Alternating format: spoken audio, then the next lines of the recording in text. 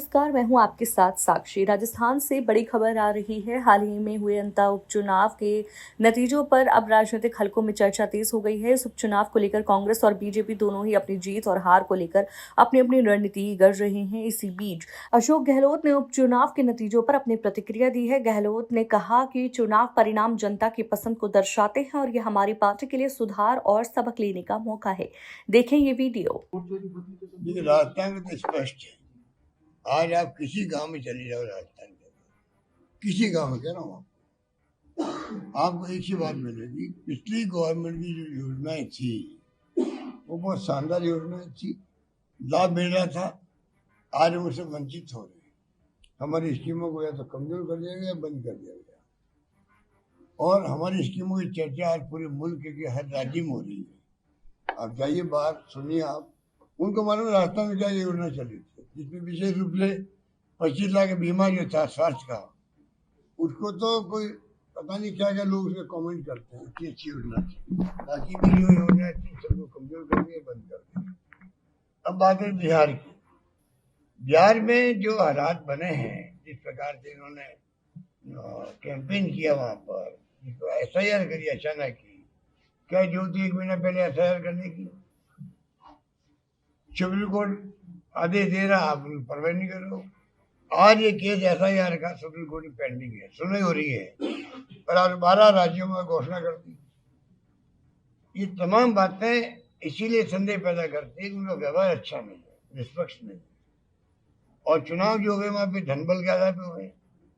आप बताइए, राजस्थान में जैसे चुनाव शुरू हुए थे और इमीडिएटली हमारे मोबाइल फंड बांट रहे थे हम लोग महिलाओं को, बजट 2022 की घोषणा थी। वो बजट चुनाव तो है दिसंबर 23 में, वो घोषणा थी मार्च 22 की, जब बजट पेश किया मैंने मोबाइल फंड बांटने 1,25,00,000 महिलाओं को। 30-40% मुश्किल से बांट पाए। चुनाव घोषणा होते ही रोक दिया गया उसको। इवन जो पेंशन थी बुजुर्गों की, विधवाओं की, निश्चितजनों की, वो रोक दी गई। अन्नपूर्णा योजना रोक दी गई। मतलब कहना मतलब सब कुछ रोक दिया गया। और बिहार में उल्टा किया गया। बिहार में चुनाव चल रहे हैं, ऐसा कभी हुआ आज तक? चुनाव चल रहे हैं, कैंपेन चल रहा है, पोलिंग दिन आने वाला है, एक दिन पहले तक वहां पर पेंशन नहीं बढ़ती गई। जो पेंशन 400 रुपये थी वहां, उसको 1100 रुपये कर दी गई, और वो पेंशन बढ़ती गई है 1100 रुपये करने के बाद में। और भी वहाँ कई तरह की योजनाएं, मेरा नाम मुझे पता नहीं, उन तमाम में जो पैसा गया है, 2,500 रुपये गए, पता नहीं क्या गया, वो तमाम पैसा चुनाव चल रहा है और उनके खातों में जा रहा है। 10,000 रुपये महिलाओं को, 10,000 रुपये किसे कहते हैं एक महिलाओं को? चुनाव कल है, वोटिंग पोलिंग कल है, आज मेरे खाते में 10,000 आएंगे तो क्या होगा? इसका मतलब आप चुनाव में जो पैसा बढ़ता है कैश, आपने कैश की बजाय सरकारी पैसे को आपने उनके खातों में डाल दिया वोट लेने के लिए। एक बार आरोप लगा है। ये खतरनाक खेल नहीं तो क्या है? अगर हम भी देशवासी नहीं समझेंगे, तकलीफ आएगा, पूरा मुल्क तकलीफ आएगा। लेकिन ये जो आरोप आप लगा रहे हैं, इसके पीछे कानून भी तो होगा। कानून का सहारा कांग्रेस पार्टी। कानून तो ये है कि ये नहीं होना चाहिए। तो कानून ये है कि इलेक्शन कमीशन को रोक लगानी चाहिए थी, लेकिन राजस्थान में लगाई, क्यों नहीं लगे वहां पर? तो स्थिति ऐसी है कि पूरे मुल्क को सबको सोचना पड़ेगा, मतदाताओं को, हो क्या रहा हमारे साथ, अन्याय है। तो इलेक्शन कमिश्नर ने ये भी रोक नहीं कहाँ लगे रोक? तो क्या हम सुप्रीम कोर्ट या किसी कोर्ट का सहारा नहीं? वो तो अलग बात है, चुनाव कल निपटे हैं, पर जो ये हकीकत बता रहा हूँ मैं आपको, ये तो फैक्चुअल स्थिति है। आपको तथ्य बता रहा हूँ भाई, ऐसा हुआ वहां पर। सर, बीजेपी प्रभारी राधा मोहन ने कहा कि हम चाहते तो अंतः उपचुनाव हमारी जेब में हो। इसके क्या मायने? देखिए, हरियाणा के चीफ मिनिस्टर ने ये बातें बोली थी कि सब कुछ ठीक हो गया, सब जम गया हमारा मामला। अमित शाह यही भाषा बोलते हैं। ये आप जिसका नाम ले रहे हो, अग्रवाल साहब का, अग्रवाल साहब है, वो भी ये भाषा बोल रहे हैं। ये इनका अहम घमंड बोल रहा, वो नहीं बोल रहे हैं। और ये लोग जो है, इनको मालूम है कि चुनाव हम जीत सकते हैं फाउल खेल करके। इतना धन इकट्ठा कर लिया लोगों ने, 8 ऑफिस इनके बन गए हैं देश के अंदर, 300 ऑफिस बन गए आरएसएस के 5 स्टार होटल के इतने ऑफिस बनते इनके, आप जाके देखिए दिल्ली वगैरह में। पैसा कहाँ से आ गया? लूट लिया इन लोगों ने।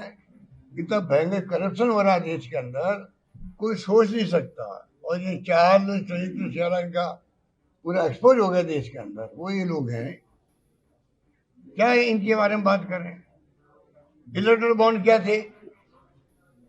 इलेक्ट्रल बॉन्ड आपका नोटिस जा रहा है सीबीआई का, इनकम टैक्स का, ईडी का, 50 करोड़ आ गए, 100 करोड़ आ गए बॉन्ड। और आपका इलेक्ट्रल बॉन्ड जो भेजा उनके पास में, और इमीडिएटली नोटिस जो था इनकम टैक्स का या सीबीआई का, ईडी का, वो ड्रॉप हो गया। ये खुला नंगा खेल खेल रहे देश के अंदर, खेल खेल रहे देश के अंदर। राहुल गांधी अकेला क्या करेगा? वो तो बोल सकता है नेता प्रतिपक्ष है, तो आना पड़ेगा, पब्लिक को आगे आना पड़ेगा, सड़कों में आना पड़ेगा, क्योंकि हम लोग नॉन वायलेंस वाले लोग हैं। ये लोग तो वायलेंस विश्वास करते हैं। इनका विश्वास हिंसा में है, हमारा विश्वास अहिंसा में है। ये हमारा तरीका अलग है।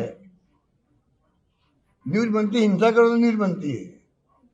इनके जो तरीका मीडिया वालों का भी है ना, यही है, हिंसा होगी तो न्यूज बनेगी, शांति से मीटिंग समाप्त हो जाएगी, मीटिंग न्यूज नहीं बनेगी। मीटिंग में कौन क्या बोल गया, बाल की खाल निकाल के न्यूज बनवाओगे तुम लोगों। सर आपने बिहार रिजल्ट को लेकर कहा था कि वहां पर वोटरों को हाईजैक किया गया। बीजेपी का कहना है कि वोटर हाईजैक नहीं हुए हैं, आपके जो 6 विधायक जीते हैं वो सब शामिल होने जा रहे हैं, जेडीयू में शामिल होने जा रहे हैं। अभी खबर तो आप दे रहे हो, मुझे पता नहीं, ये राधा मोहन दास अग्रवाल ने कल मैंने कहा ना आपको, मुझे जानकारी में क्यों। लेकिन ये अपने जो बिहार चुनाव का परिणाम है उसके बाद झारखंड मुक्ति मोर्चा की तरफ से भी मुझे पता है, उनके पदाधिकारी उन्होंने कहा है कि अब हम आगे कांग्रेस और रजत से सहयोगी के तौर पर गठबंधन रखे नहीं रखे, इसके ऊपर पुनः विचार करें। देखिए, इस बारे में कोई कमेंट नहीं कर सकते। एक काम सब पार्टियों में हाईकमांड होता है, वो तय करते हैं, देखते हैं क्या होता है। सर, भारत जोड़ो यात्रा की इसके बाद में भी वोट चोरी हुई और बिहार से सत्ता दी, इससे लगता है हिंसा आंदोलन करेगी कांग्रेस देश भर के अंदर। अब देखिए, हाईकमान ने फैसला किया परसों मीटिंग हुई है वहाँ पर कांग्रेस प्रेसिडेंट राहुल जी, और कल जो फैसला सुनाया आपको मिस्टर वेणुगोपाल ने, कि भाई हमने तय किया कि पहला वीक जो है दिसंबर में, उस पर रामलीला मैदान में रैली होगी। इधर 1 तारीख की तो पार्लियामेंट शुरू हो रही है और फर्स्ट वीक में रैली हो रही है। रैली ऐसा ही है, कोई हो रही ना उसमें, तो देखते हैं उसमें क्या फैसला कर। सर, आपका भी लंबा तजुर्बा है, कुछ लोगों की राय है, कल बैठक में भी कहा कि चुनाव का बाइकाट होना चाहिए जब तक ईवीएम से होंगे। देखिए, तो रैली होने दीजिए, वहाँ रामलीला मैदान में रैली होने दीजिए। ये फैसले तो ऐसा कुछ बिना सोचे समझे हो नहीं सकते ना। ये ऐसे फैसले होते हैं जहाँ पर जितने विपक्ष है, क्योंकि पहले मोदी जी कहते कांग्रेस मुक्त भारत की बात करते थे, अब कांग्रेस मुक्त भारत की बात की बजाय कांग्रेस मुक्त विपक्ष की बात करने लग गए। ये खतरनाक खेल चल रहा है देश के अंदर, इसको हमको समझना। आखिरकार अंत उपचुनाव में राजस्थान की राजनीति में नया बहस का विषय खड़ा कर दिया गया है। गहलोत और नरेश मीणा के बयान ने यहाँ पर दर्शाया है कि आगामी समय में पार्टी में बदलाव और रणनीति को लेकर कई चर्चा हो सकती है।